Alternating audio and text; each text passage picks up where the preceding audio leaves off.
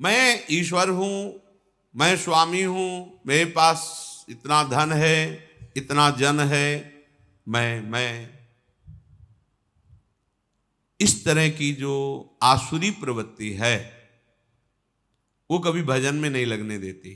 धन का आश्रय, जन का आश्रय, विद्याभिमान, शरीराभिमान, मान सम्मान की प्रियता, सब आसुरी बुद्धि है।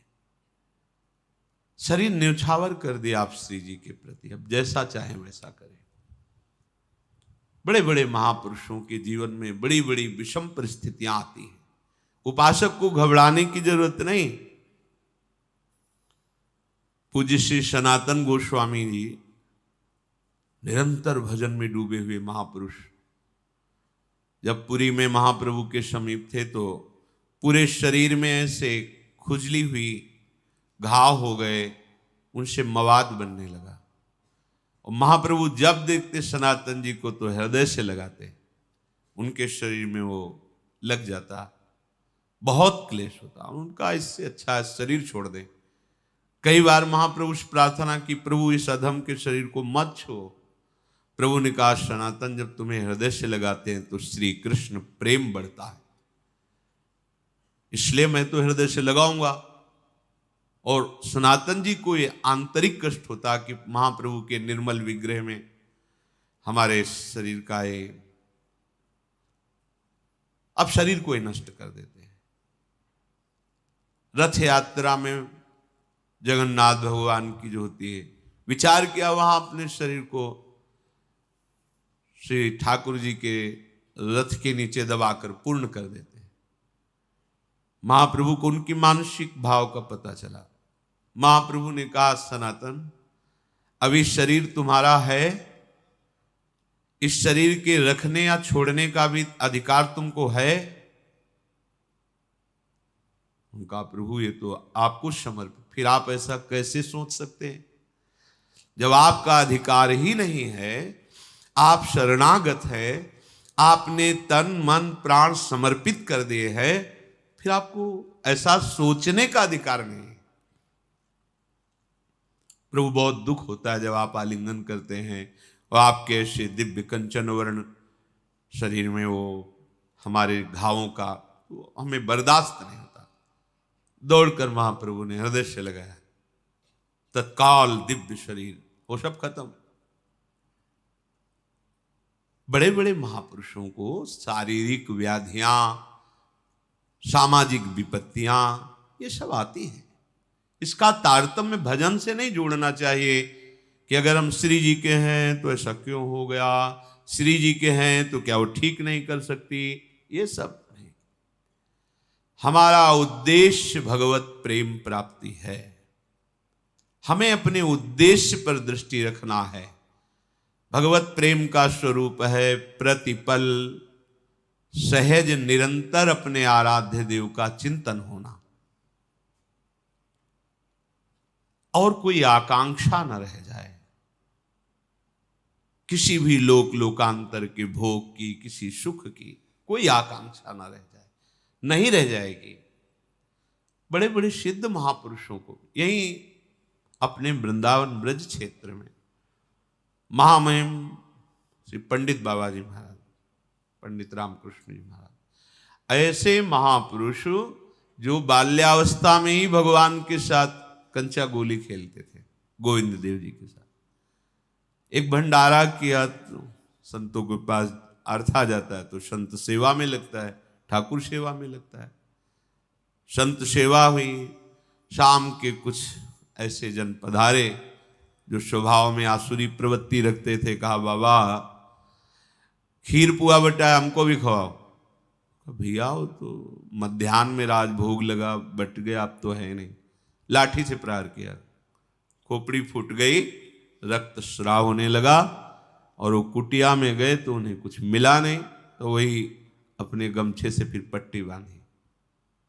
इतने बड़े महापुरुष जो बाल्यावस्था से भगवत साक्षात्कार किए सिद्ध महापुरुष, इसका कोई महत्व नहीं है। किसी ने पीट दिया, किसी ने गाली दे दिया, कोई विपत्ति आ गई, कोई रोग आ गया तो बोले इनका भजन लघु है, इनके भजन में ताकत नहीं है क्या? नहीं, जिसने मारा था वो भस्म हो जाना। अभी साधुता समझते क्या हो? ये नहीं, मार्ग को समझिए, नहीं तो माया का कार्य है संशय और अविश्वास पैदा कर देना।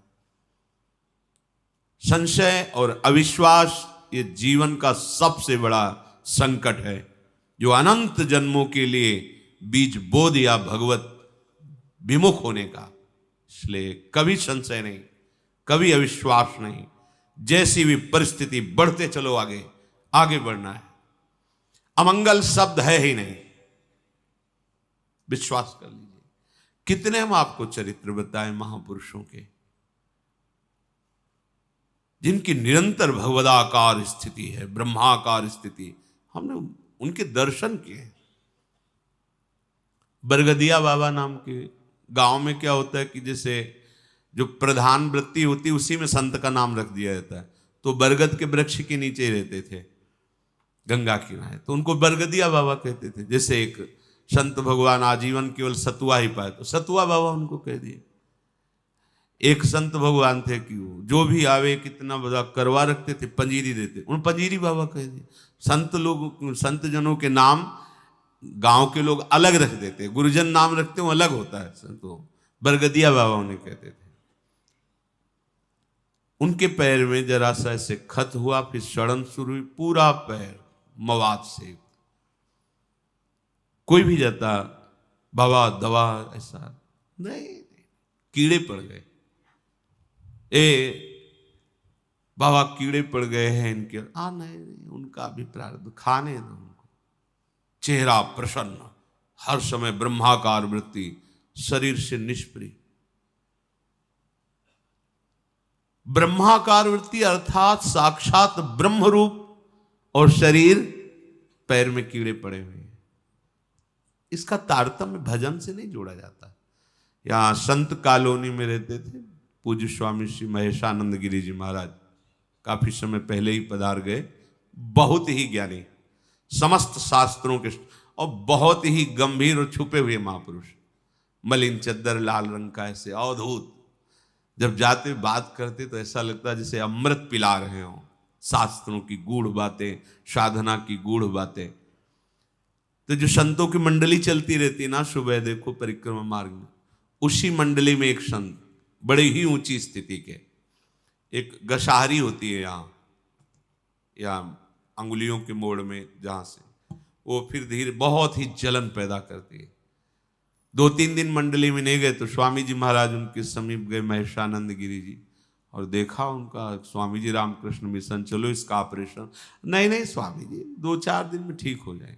धीरे धीरे वो बढ़ी, फिर हाथ में 10 दिन बाद गए तो यहां तक हाथ ऐसे पीला मवाद से भरा। उनका स्वामी जी अब तो आपको चलना पड़ेगा, अब आपकी बात नहीं सुनेंगे, आपको चलना पड़ेगा। हाँ ठीक है, तो कल तक का समय दे दो, कल हम चलेंगे। हाँ स्वामी जी, कल तो हम गाड़ी लेके आएंगे, रामकृष्ण मिशन आपको ले। कल जब गए तो आसन में से बैठे, निष्प्राण हो चुके थे, शरीर चला गया। महापुरुषों जो भगवत चरणारविंद में इतने तल्लीन हैं, वो चाहें तो नई सृष्टि कर सकते हैं। वो अपने अंगों की पीड़ा को नहीं मिटाया, क्योंकि जानते नाशवान शरीर, इसको भोग लेते हैं और प्रिया प्रीतम के समीप चलते हैं। ये संशय वृत्ति हृदय में बिल्कुल नहीं होनी चाहिए कि यदि भजन का फल सुख है तो इनको बुखार क्यों आ गया, भजन का फल सुख है तो इनका अंग भंग कैसे हो गया, भजन का फल भगवान रक्षा करते तो इनको गाली किसने दे दी, इनको पीठ किसने दिया। हमें सावधान रहना है, हमारी निष्ठा में परिवर्तन ना आने पावे, और चाहे जैसी परिस्थिति हो वो हमारे प्रभु से पास होके आ रही, पक्का समझ लीजिए। हमारे द्वारा कितने भयंकर पाप हुए तुम क्या जानो। तो मेरे कृपालु प्रभु आज कृपा करके उनको बहुत कम में भुगता करके अपने मार्ग में ले चल रहे, उनकी कृपा का पता नहीं। हम लोग अज्ञानी केवल वर्तमान को देख, हमने तो भजन किया, कभी कोई गलती की, गलतियों का खजाना जमा है तुम्हारा, आज उनकी कृपा से तुम भजन कर रहे हो। तो ये शरीर जब बना था तो उसका प्रारब्ध निश्चित हो गया था, इस अवस्था में इस दंड को तुम्हें भोगना है, तो दंड दे रहे हैं और उसके साथ दुलार कर रहे हैं, और हमारा अविनाशी मार्ग पुष्ट हो रहा है। कितनी बड़ी कृपा है। तो हम हर समय कृपा का अवलोकन करें, कभी किंचन मात्र भी प्रभु पे संशय न करें, उनके विधान में प्रश्नवाचक चिन्ह न लगा दें। ऐसा क्यों किया प्रभु? प्रभु क्या ऐसा नहीं कर सकते थे? निश्चित मानिए, कोई भी शरणागत के ऊपर जो विधान हो रहा है वो प्रभु का बहुत सोचा समझा विधान है। यदि वो शरणागत है अंदर से, हम बाहर की बात नहीं कहते, बहुत संशोधन करके पास किया हुआ विधान है और उसका फल भगवत प्राप्ति है। इसलिए कभी किसी भी तरह की संशयात्मा वृत्ति हृदय में नहीं होनी चाहिए। पूर्ण विश्वास के साथ ये प्राणों की बाजी लगाकर इस मार्ग में चला जाता है। नारायण अति कठिन है हरि मिलन की बाट, या में पग पीछे धरे प्रथम शीश दे काट। शीश काट का मतलब अब मेरा अस्तित्व नहीं रहा, अब हरि जाने। जैसा अजात पक्षायु मातरम खगा, जैसे छोटा बच्चा पंख नहीं निकला माँ की बाट जो होता रहता है, ऐसे बस हरि की बाट जोनी, प्रियाजू की बाट जोनी। जैसा वो चाहें वैसा विधान करें। वो ईश्वरों के ईश्वर हैं, हम उनके दास हैं, उनकी शरण में हैं। अब जैसा वो चाहेंगे वो मंगल विधान करेंगे।